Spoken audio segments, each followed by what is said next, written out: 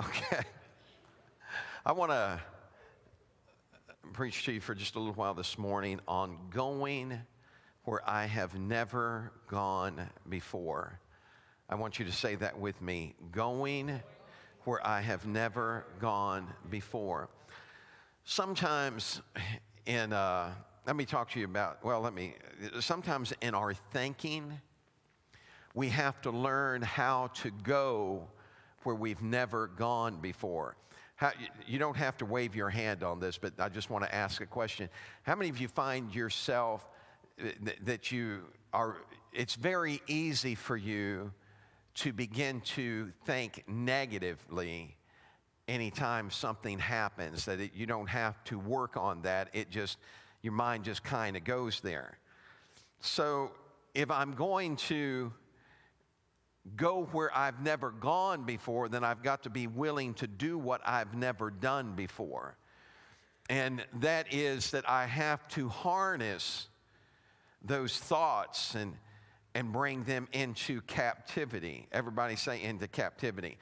How many of you learned that sometimes it's better off to keep your mouth shut? Don't anybody get mad at me. I learned very early in life that if I didn't like something my dad told me to do, I could save myself a whole lot of pain if I just kept my mouth shut. Unfortunately, I had an older brother that didn't learn that lesson too well. And we were all encouraging him. Shut up, Paul. Stop talking, Paul. Paul, don't say any. Paul, Dad's getting mad. Just quit.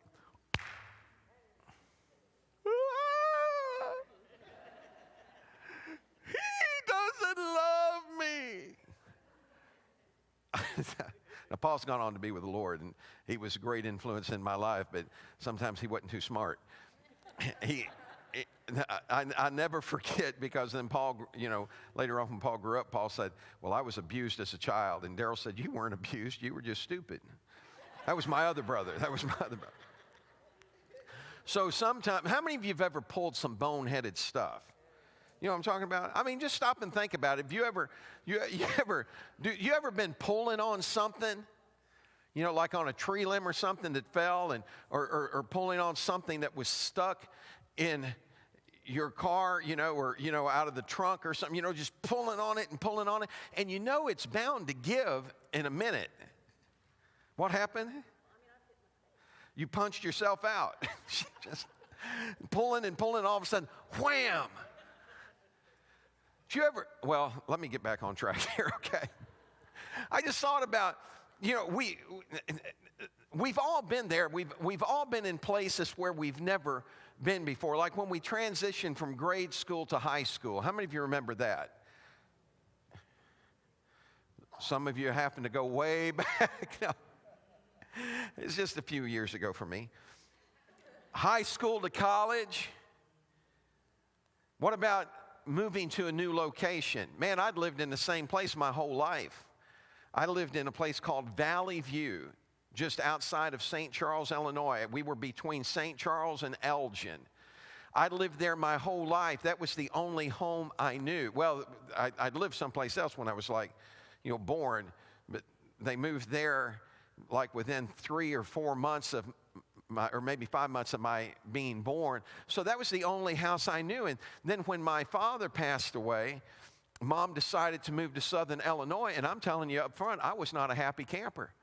She was getting ready. I was in the middle of my 11th grade year in high school. And she packed us up and she moved. I had a new location, a new house, and a new school. So everyone that I had gone to school with my whole life was a memory. And I had to start it all over. And I was upset. How many of you have ever been upset over something? You know what I'm talking about? And I felt like I had good reason to be upset.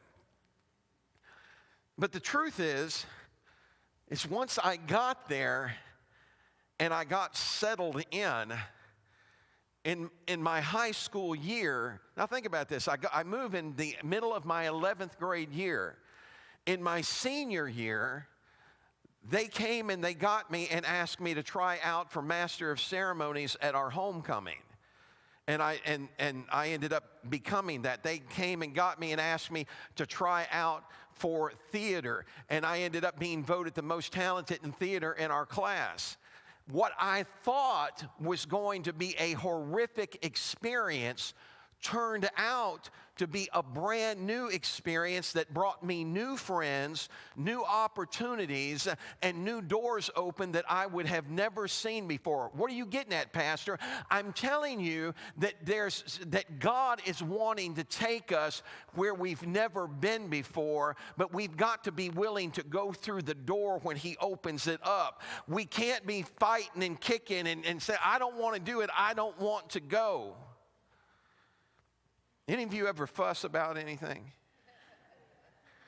You know what I mean? Like, we used to fuss when my sister used to fuss when she didn't get to go to town. She'd kill me if she sees this. But she would talk about, I want to go to town. I want to go. And she'd rock back and forth. I want to go to town. I thought, wow. Of course, I fussed when they wouldn't let me go to the next door neighbor's house. I want to go to the next door neighbor's house. We've all got stuff that we fuss about, don't we? Any of you did any fussing right before you got here? Don't wave your hand. There's always stuff to fuss about. But if you're going to go where you've never been before, you kind of have to let go of the fussing. And you have to embrace what God, or where God's taking us. So how many of you have ever been at a brand new vacation spot? When I was making trips to other countries where I'd never been before, there was a feeling of excitement and a little bit of a feeling of being anxious.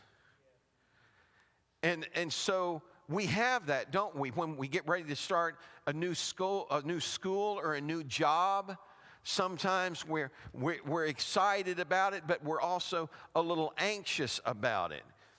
And if you're not careful, you let that anxious part of you get the best of you till you can't enjoy where you're at. I want you to look at your neighbor right now and just look him in the eye and say, you need to enjoy where you are until He gets you to where you're going.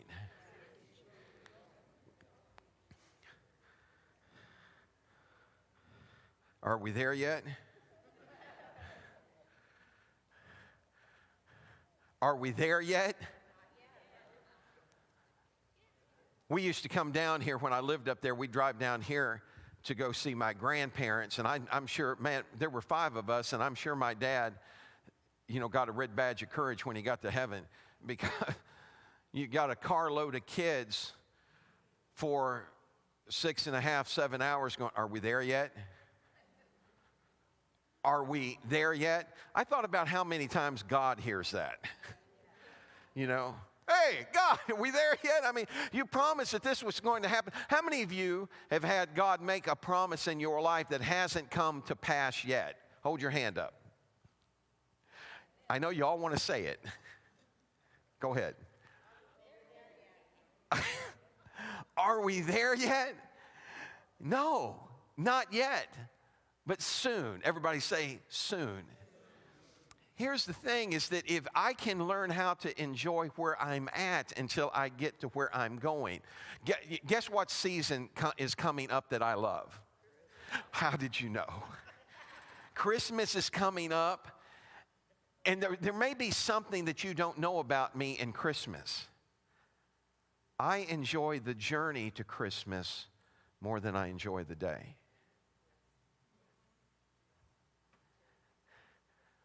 What do you mean? All the gifts, opening the gifts. No, I'm thankful for the gifts, but that's not what I enjoy about Christmas. I enjoy the atmosphere. Something happens, it seems like, in our hearts that causes us to begin to reflect and remember what He's done for us. I love driving through town and looking at lights. I don't even have to buy anything except maybe a hot latte. So Debbie does the Christmas shopping usually online. And I told her, I said, you can't do all the Christmas shopping. I want to do some. So I get to stuff the stockings. So I love going in to town and looking around and listening to the songs. And I love it when it snows. So don't pray that we don't have any snow. No, I know some of you don't like snow, but just let it hang around for me long enough. See, what I'm saying is this, is God is taking us someplace. And if we're not careful, we allow the anxiety of the trip to become overwhelming to us instead of learning how to enjoy the journey. Say it with me one more time. I'm going where I've never been before. I want you to think about the nation of Israel. Israel had been at the same location in Egypt for over 400 years. They had existed there in bondage. And life had always been the same for them.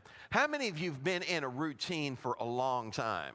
Wave your hand at me. If you've kind of got a routine that you go through, and you've been there a long time. Debbie will tell you, I love spontaneity. I'm liable to jump up and say, babe, let's go for a drive. Matter of fact, one night I grabbed her and I said, let's go see if we can chase the sun. Sun was going down. It was going down. It was daylight. It was like it was in the summertime, and it was like about, 8:45 or something, 9 o'clock, and it was still up, but it was starting to go down. I said, come on, get in the car. Well, not that fast, but... And so I started. We couldn't speed because we both had our pajamas on. So we're taking off, and I'm just headed west, young man. Go west, and trying to see how long I can drive toward the sun before it goes down. And you may look at me and say, "Well, that's just absolutely ridiculous." I didn't say it wasn't. I just said I like spontaneity. I like to go where I've never been before, because there's opportunity there you've never known before. Sometimes if we're not careful, we can get hung up in a rut and nothing ever changes. 400 years at the same location, and it wasn't like that location was great. They weren't there living a life of freedom. They were there as slaves and servants. But their way of life was about to change. This was the only life they'd known up to this point, and they had been trying to hold on to their identity in a pagan culture. Can anybody relate to that?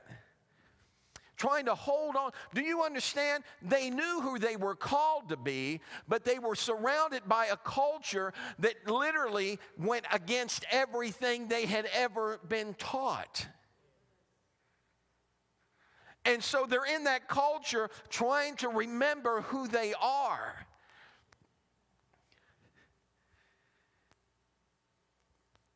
Their days had been ordered for 400 years by Pharaoh.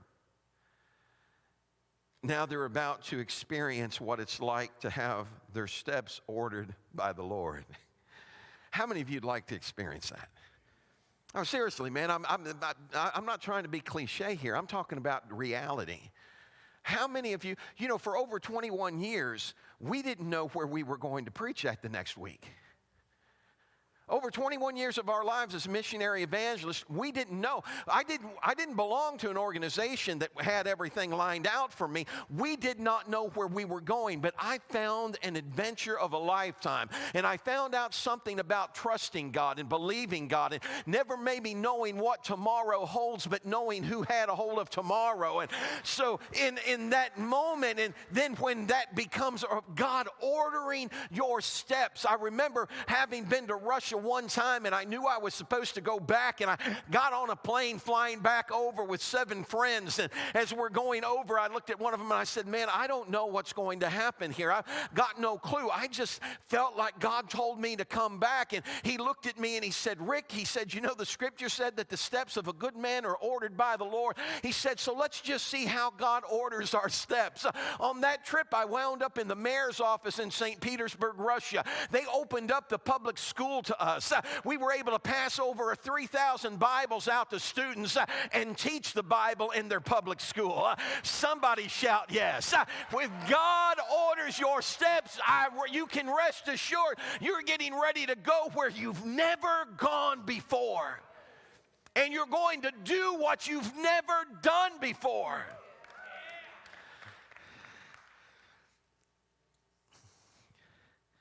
In Egypt, they had been told what to do and how to think because Pharaoh was king. Now they would have to learn how to hear from God and follow after him. How many of you know that hearing from God sometimes can be a challenge? Well, what's challenging about that? Because there's so many voices in the world. And one of the loudest voices is your own. And so sometimes you're sitting trying to hear and you're trying to decipher, God, is that you or is that me?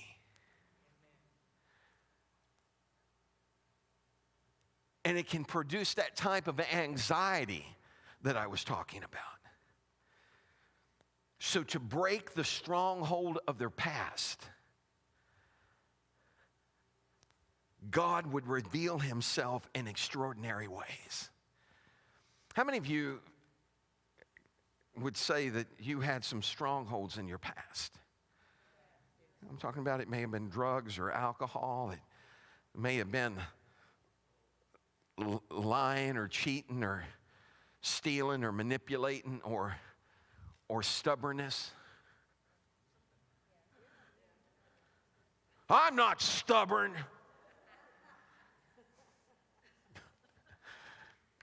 And so God has to show himself to us in an extraordinary way to cause us to realize that he loves us and he's big enough to take care of us. Because sometimes the hands that we entrusted ourselves to hurt us, and we're afraid to trust hands again. But you need to understand there is a vast difference between the hand of man and the hand of God. And so listen to Exodus chapter 19. This is in the NLT. It's chapter 19, verse 18. God shows up. All of Mount Sinai was covered with smoke because the Lord had descended on it in the form of fire. The smoke billowed into the sky like smoke from a brick kiln, and the whole mountain shook violently as the blast of the ram's horn grew louder and louder. Everybody say the ram's horn. Here's something you need to understand about that horn. It wasn't the lips of a man that was causing that sound. They weren't blasting the ram's horn. That horn was being sounded out of heaven. That mountain's on fire. They hear a horn getting louder and louder. And all of a sudden, Moses spoke, and God thundered his reply. The Lord came down on top of Mount Sinai and called Moses to the top of that mountain. How many of you be ready to go. That mountain's on fire. Smoke is billowing all over it, man. Flames are shooting up out of that mountain. There's a horn that's sounding, a ram's horn that's sounding, that's deafening, and it's getting louder and louder. And all of a sudden, God said, hey, come up here, I want to talk to you. Could you just send me a Hallmark card? But the Bible said that Moses climbed that mountain. I thought about that song we were singing a moment ago. I'm going to climb the mountain. I'm going to shout about it. I'm a child of love. What's Moses doing? Moses has spent the last 40 years of his life fretting over the fact that he messed up. He knew what God had called him to do. He killed an Egyptian, buried him in the sand, wound up on the backside of a desert thinking, man, the one opportunity I had for God to use me, I threw it away. Now God has used him, brought an entire nation out of the most powerful government in the world, and he's saying, come up on this mountain. And Moses is saying, here I come, God. I'm climbing the mountain because I've understand and I know that I can't function without you. I've got to have you in my life. I want to go where I've never gone before. The unique thing is when you trace the history of Israel going through the wilderness, there are so many people all along the way that keep wanting to go back to where they came from. You know what I've learned about the past? Is we remember what we want to. I've seen people glorify the past. Oh, it was so wonderful back then. It was so wonderful, man, when I was a kid. Didn't you eat possum? Well, yeah, but, you know, not every day. Some days we had pig's feet. I'm just talking. I want you to think about it. I want you to think about how we tend to glorify the past and where we came from, and we forget about the pain of it. And dear God, help us when all of a sudden now, instead of trying to embrace the future, we're drifting back to the past and forgetting about the pain that was there. It's time to move forward. Everybody say it with me, move forward. I thought about how that sometimes, you know, even now, I think about the past, and a lot of times when I'm thinking about the past, I have great memories of the past. Sin. Nobody even knows what that is. It was a foil packet that was made in Europe, in London. And it was a breath mint. About the size of a little, looked like a little black square, a little black dot, man. It's almost like a window pane. Never mind that. It was about that size, and my mom would have that in her purse, and I remember I used to dig through my mama's purse, get in the bottom of her purse, and I'd get those sin cents. See, I chose to forget about part of that because Mama smoked. And every time I dug in the bottom of her purse to get sin cents, I'd end up getting tobacco in my hand. And I'd throw that in my mouth, and I'd go, trying to spit out that Pall Mall and hang on to the sin cent. I'm telling you, that's the way we tend to function. We start thinking about those positive things, which that's okay. But I'm telling you, don't live in the past. You need to start saying, God, I know you've got something for me right here, right now, and I'm going after it. I'm going to climb that mountain. I'm going to shout about the fact that I know you're alive and you're well and you've got a purpose and a plan for my life. And so it's time for us to get excited about being free. You know, here's one thing. Don't anybody take offense to what I'm going to say. I mean, I know this nation isn't perfect. But when I hear people trash this nation and burning flags, I always think, why don't we buy them a ticket to a third world country and let them go over? Look, I've been in other countries. I know what it's like there. I know what it's like to live in Mexico. Let me tell you something. I know we've got a problem at the border, but just mark my word, and we need to do something about it. But I want you to hear what I'm getting ready to say. If I lived in Mexico, I'd spend every day of my life trying to get across the border. Didn't make it right. Doesn't make it right. But I'm just telling you, I'd be trying to escape that any way I could. We need to thank God for where we are until we get to where we're going. Most of you tonight are going to lay your head on a pillow. You'll have a roof over your head, and you'll have a comfortable bed to get in. You'll eat something sometime today, and you're more blessed than 80% of the people in the world if you've done that.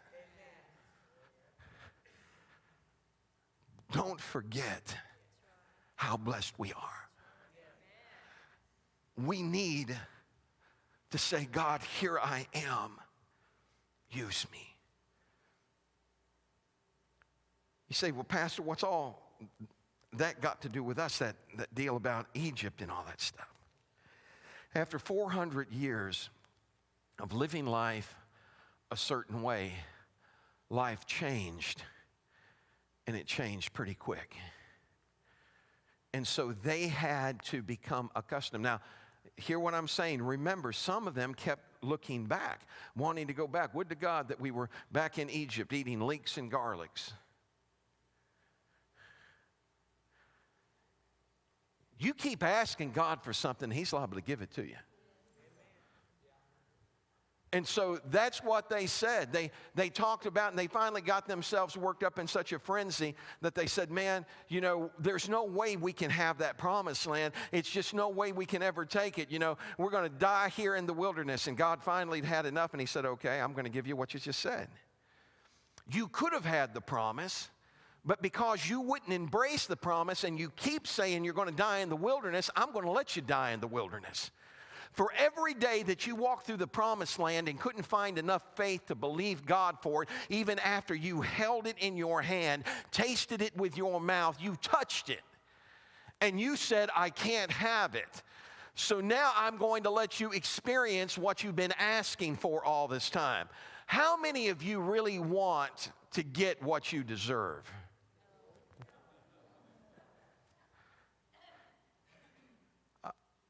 How many of you are thankful that He gives us what we don't deserve?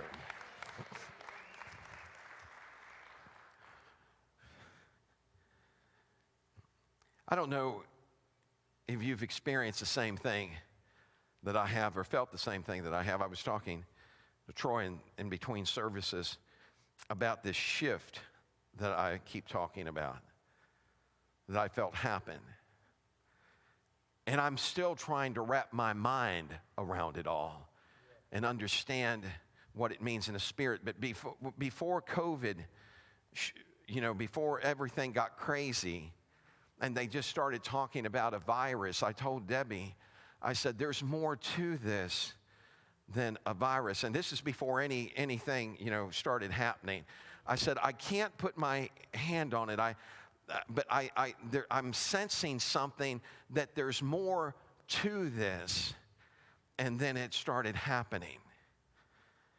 And I'm telling you now that there's still yet more to come. And I'm not a doomsday preacher. I'm not talking about, oh, you know, look out for this, look out for that. I'm telling you that God has quickened my spirit, and I felt like God telling me, I'm shifting things, and those that are on my side need to get on this side of the line because there's a separating happening. There's an awakening that's going to take place, and I need people standing strong. Come here a minute, Hannah. Hannah is a huge competitor.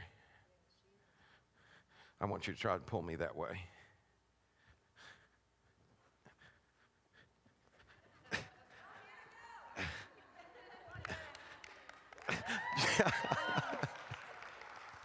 What are you saying? I'm saying, wait, I'm not done with you yet.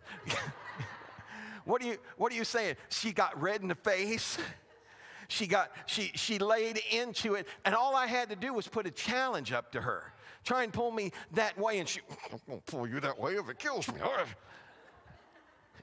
How many times do we find ourselves that the devil throws a challenge up in front of us and we just capitulate to the challenge and we just give up on sight? You got to make up your mind that I am not giving up. Now, here's the good news. Get a hold of my hand again. So here's the good news is that Hannah is not alone. And so if God is, come here a minute, babe. Yeah, run up here. Get behind Hannah. Grab her waist. So if the devil is trying to take you one way, and this is no reflection on you, honey. If the devil's trying to take you one way and God is trying to take you the other way, you need to know that as long as you'll hold on to God, God will get you where he wants you to be, and he's not going to allow the devil to take you the other direction. Everybody say, pull. Okay. Wait, what were you pulling against me for? Okay. And that's what happens. I'm trying to help her out, and she's pulling against me, fighting the other way. Oh, God, help me. And we're pulling against him. I thought that was awful. I thought, why am I having so much trouble pulling my wife? She wasn't working with me. Hannah was helping you. She was pulling against you. I got a Charlie horse in my leg over there. I'm just telling you that God wants to get you where you're going, and we can make it a whole lot easier if we quit fighting against him and start working with him. Amen? Listen to Romans 12:1 and verse 2. This is in the Message. Paul speaking, he said, so here's what I want you to do.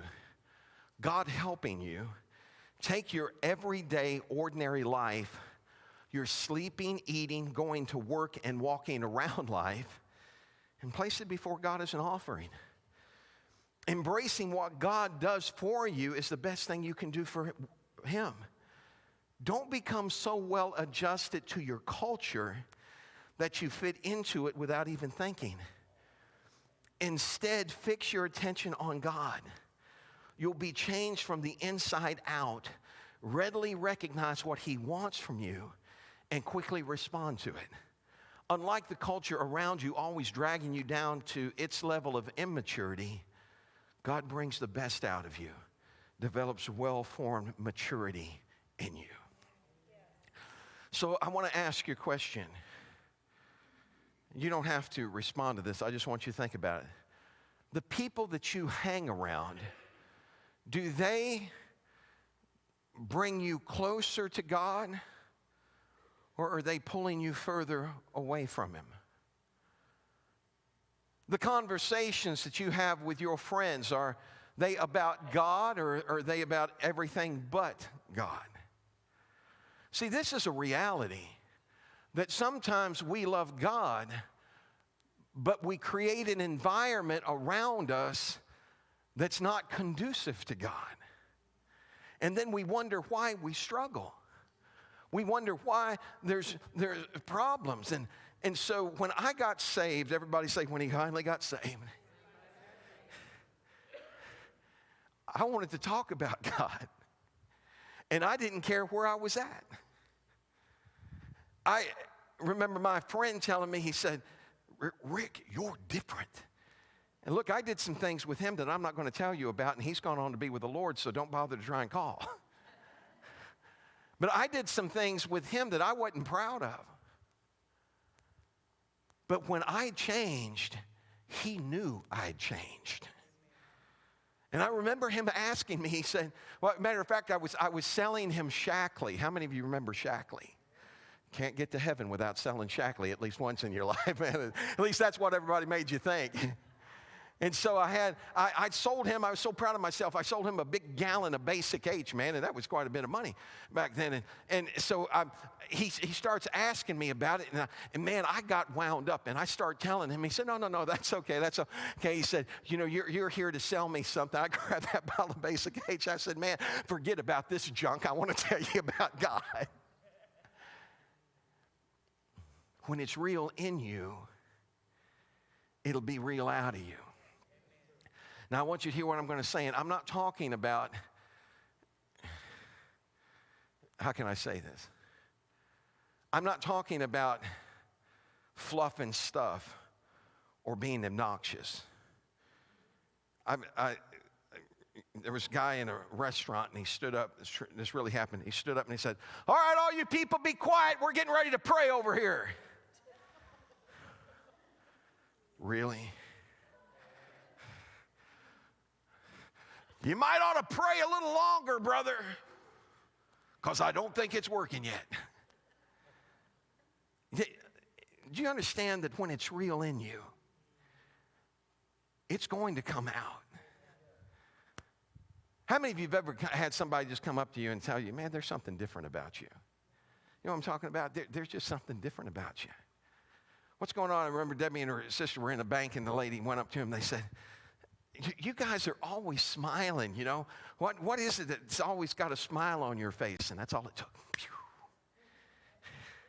And really, it wouldn't have taken that. You know, Debbie will just jump on you. I mean, not jump on you, but she's going to share wherever she's at.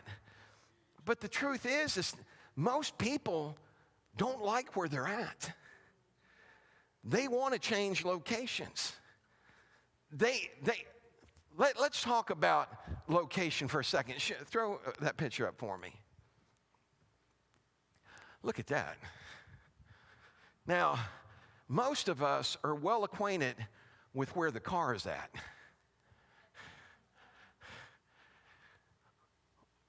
But how many have gone to the mountain? As a matter of fact, we live around mountains. We love the scenery. Man, when we were out in Wyoming, I rented a house, and from the house you could see the mountains, and it was like, oh, that's so beautiful. And every morning I'm looking out, those are so beautiful.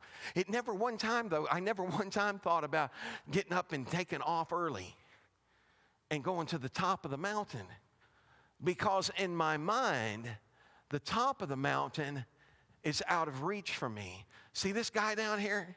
He's looking up and he's wondering, what would it be like, man? I mean, to scale the mountain. There seems to be so much real estate between us and the top of the mountain. But when you make up your mind that you're going to climb that mountain, I promise you that when you get to the top, the scenery is getting ready to change. You're not going to see things from the perspective you've been in living down in this valley, because when trouble came to the valley, the only thing you could see was trouble. But when you make up your mind to climb the mountain, it's not trouble you're looking at anymore. It's the promise and the power of a living God that said, I'm going to do this in your life, and I can get you exactly where I want you to be.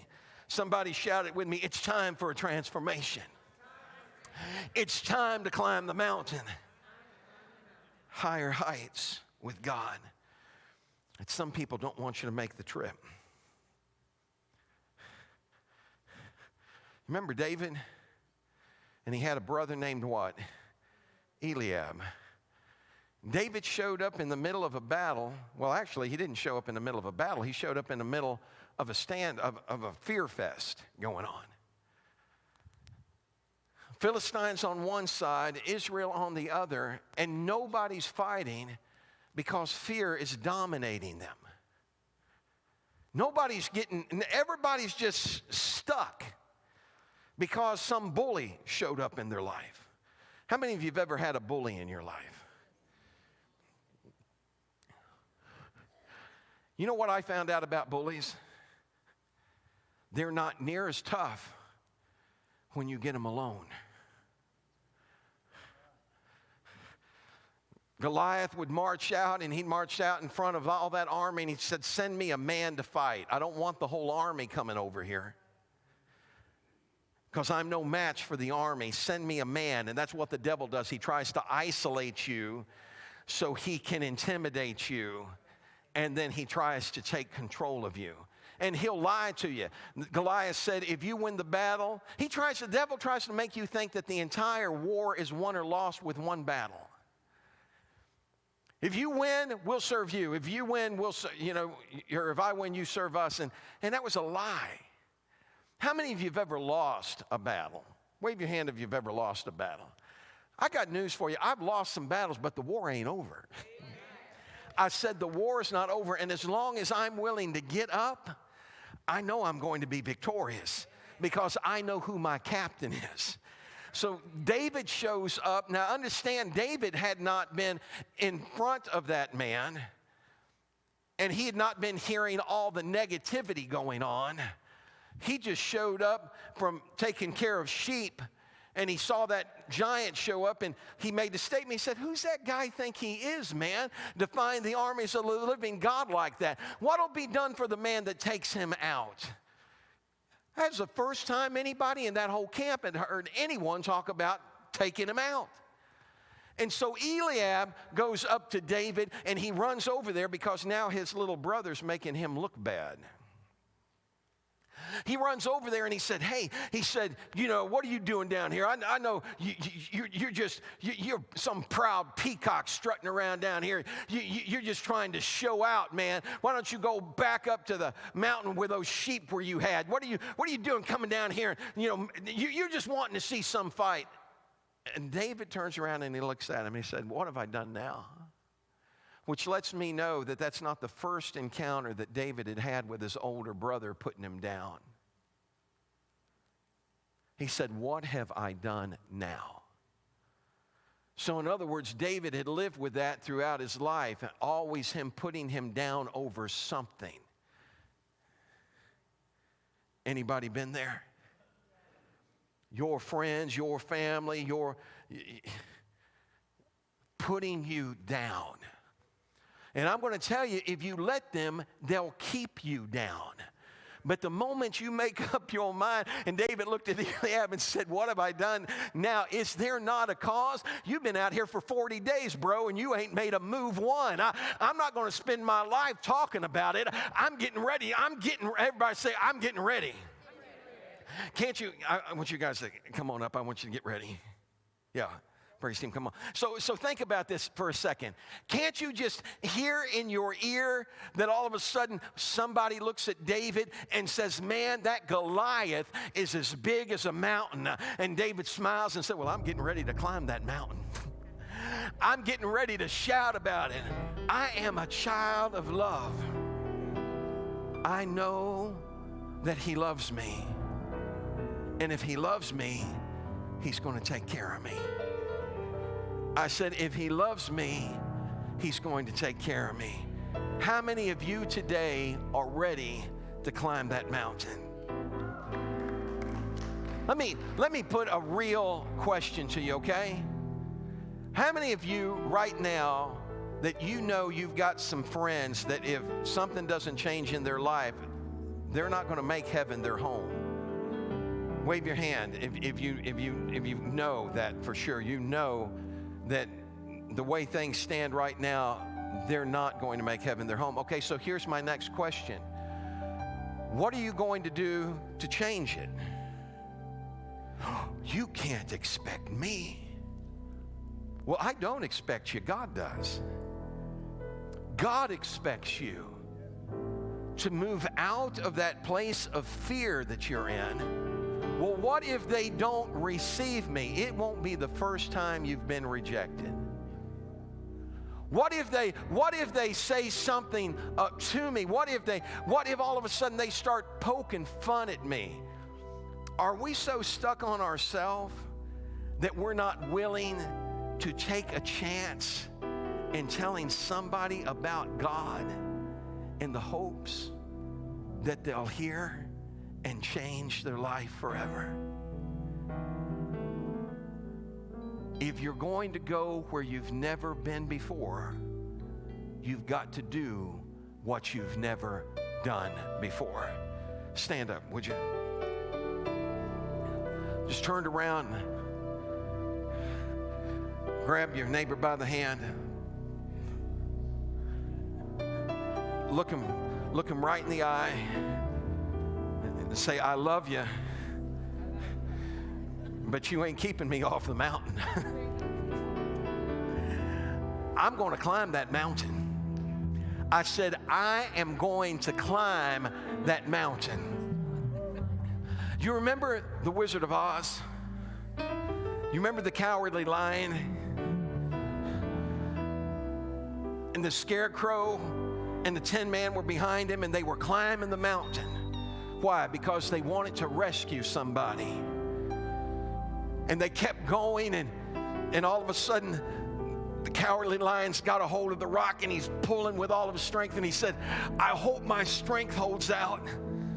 And they do a wide shot, and the Scarecrow and the Tin Man are holding on to his tail. And they said, we hope your tail holds out. What are you getting at? I'm saying that somebody is depending on you. Somebody is counting on you to be the resource or to be the tool that God uses to get them up the mountain. Come on, somebody, and say, I'm ready. I'm ready for God to use me. Are you guys ready? So step up a little bit. I'm going to help them sing. They didn't know this was coming. But look, if you would move up to the front, if you're comfortable with that, move up to the front. Just or move out to the side, just whatever you're comfortable with. Come on in here just a second. As you get in close, I just want you to high five somebody and say, I'm a child of God. I'm getting ready. I am getting ready to climb the mountain.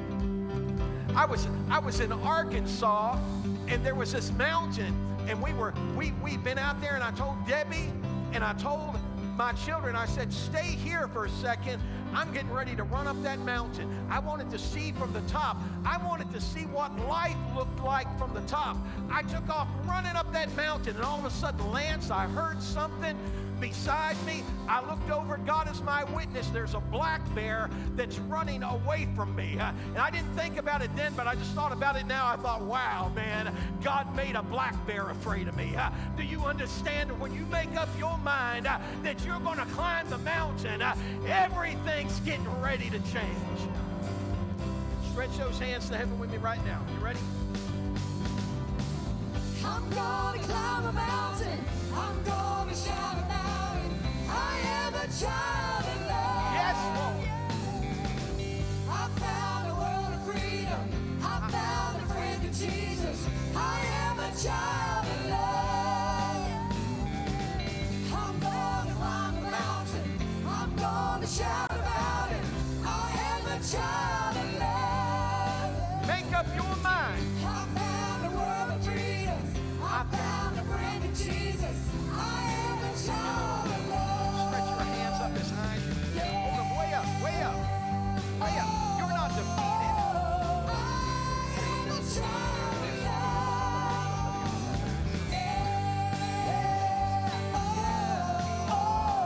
I am a child of love. Look, if you're in this place today and you say, Pastor, man, the devil has really been trying to ride my back, I want to give you an opportunity to throw him off your back and say, I'm a child of love. If God be for me, then who my friend can be against me? Every once in a while, you've got to make up your mind, I've had enough. Somebody say it with me, I've had enough. So I'm going to stand up. I'm going to declare that he's God. I'm going to step into the place that he called me to. Well, aren't you afraid? If God be for me, who my friend can be against me? Well, what if you're not able? I've been made more than a conqueror through him that loved me. Greater is he that's in me than he that's in the world. I just need to let him be greater in me. He's in there. Sometimes you've got to stir up the gift that's inside of you. Come here a minute. Stretch your hands to heaven with me. Are you ready? You know, back years ago, and you're too young to remember this, but back years ago, fireworks used to be powerful. I remember when you could put an M80 in somebody's mailbox. Well, let me rephrase that. I remember when an M80 could blow up a mailbox. And it doesn't do it now. Why? Because they've removed some of the power. And I'm telling you that the devil has intentionally sought to remove power from the church of the living God. He's tried to get us to become politically correct instead of powerfully able. And so now God is saying there is a shift coming, and I need you to make up your mind what side of this you want to be on. You can stay, look, you can be pitiful or you can be powerful, but you can't be both. Stretch your hands. I'm gonna climb a mountain. Yeah. I'm gonna shout about it. I am a child of love. I'm a child of God. I found a world of freedom. I found a friend in Jesus. I am a child of love. I'm gonna climb a mountain. I'm gonna shout about it. I am a child of love. I found a world of freedom. I found a friend in Jesus. I am a child of love. Yeah, yeah. Oh, I am a child of love. Yeah, yeah. Oh, I am a child of love. Okay, if you want prayer, I want you to step up and just wave your hand. And all right, stretch your hands to heaven with me. Do you know, and I know you do know, but every once in a while we need a reminder that he's bigger. You know, David wrote several psalms, and there were several of those psalms when he started out, and he started talking about hell hath got hold of me. It's tried to camp around me.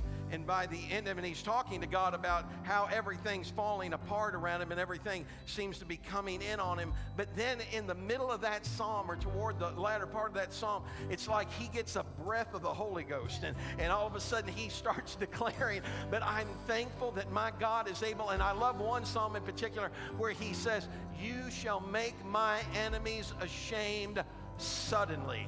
Everybody say suddenly. Suddenly just hits you, man. It doesn't give you any warning. It just kind of shows up and bam, it's there. And so suddenly God's getting ready to work for you. Are you ready for a stretcher? In Jesus' name. Sing it. I'm gonna climb a mountain. I'm gonna shout about it. I am a child of God. Thank you, Jesus. I found a world of freedom. I found a friend in Jesus. I am a child of love. I'm gonna climb a mountain. Stretch your hands I'm to gonna shout about it. Raise I am a child of love. I found a world of freedom. I found a friend in Jesus. I've often thought about sometimes how when all of a sudden there's an attack that comes at us and the way we respond to the attack. I don't know if you've ever read the Screw Tape letters, but in some of those letters when C.S. Lewis is writing and he's talking about that there was a guy and they had him kind of lulled into, where he was, not really a problem. And then all of a sudden they started attacking him. And when they started attacking him, man, he started praying. And the devil started saying, man, what have you done? You've agitated him. You're waking him up. I had him lulled to sleep, and I love it when all of a sudden the devil shows up and he tries to attack. And what it does is it gets us just enough to aggravate us to the point that we step out of that comfort zone we were in, and we begin to say, all right, God, here I am. I've had enough of it. I'm not going to let it stand as it is anymore. I'm trusting you. Raise those hands to heaven and say with me, I'm trusting you. I'm gonna climb a mountain. I'm gonna shout about it. I am a child of love. I found a world of freedom. I found a friend in Jesus. I am a child of love. There it is. I'm gonna climb a mountain. I'm gonna shout about it. I am a child of love. I found a world of freedom. I found a friend in Jesus. I am a child of love.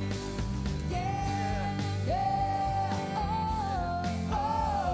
I am a child of love. I want to leave you with this, David. If you're here and you still want prayer, just come up and wave your hand. But I want to give this to you before we walk out of here. Several years ago, I was facing some changes.